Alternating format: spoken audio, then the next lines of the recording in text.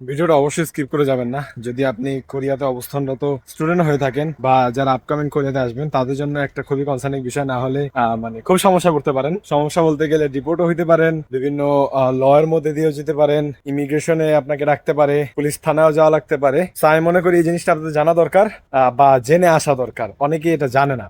আর recently আমাকে অনেক junior যারা রিসেন্টলি আসছে আমার পরিচিত বা আমার মাধ্যমে বা আমাদের মাধ্যমে, তারা আমাকে নক দেয় এইসব বিষয় জানার জন্য বা বলে যে ভাই নিয়ে নিছি এখন কি করব। সো কে তো আমি বলবো যে কি করবেন না, যে কাজটা করলে আপনি বেশি সমস্যা বোধ করবেন, এমনকি আপনার ডিপোর্ট হয়ে যেতে পারে বা পরে এক্সটেনশনও না করতে পারেন বা আপনার পরে বিভিন্ন ধরনের সমস্যা হতে পারে।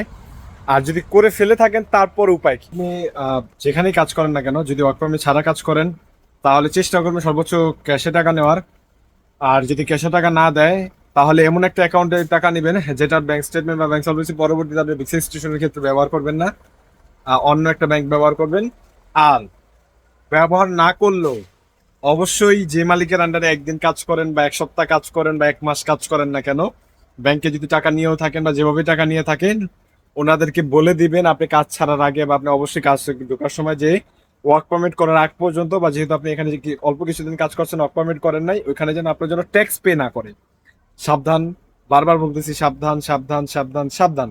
আপনি বড় ধরনের খুব বিপদে পড়তে যেতেছেন যদি আপনি এই কাজটা করেন। এমনকি মানে আপনি পরবর্তী যে মাস্টার্স করবেন বা জব সার্চ ভিসায় যাবেন বা ভিসা এক্সটেনশন করবেন বা নানান ধরনের কাজে যাওয়ার সময় আপনি খুব বড় ধরনের সমস্যায় পড়বেন, ইভেন তো আপনি রেড মার্কেও পড়ে যেতে পারেন। সো এটা সাবধান। যেমন রিসেন্টলি আমি অনেকে চিনি যারা একদিন কাজ করছে, 2 দিন কাজ করছে, 1 বছর হয়ে গেছে জানে না।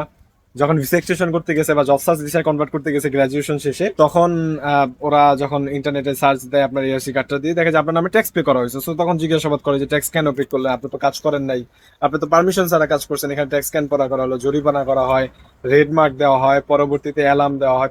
মানে নানান ধরনের হ্যারাসমেন্ট দিয়ে বা ধরেন এম্বারেস কিছু কর্মকাণ্ডের মধ্যে দিয়ে আপনি যাবেন এবং বহুত ধরনের ডিপ্রেশনে ভুগবেন। ভিসা এক্সটেনশন করতে সমস্যা হইতে পারে, জব সার্চ ভিসায় কনভার্ট করতে সমস্যা হইতে পারে।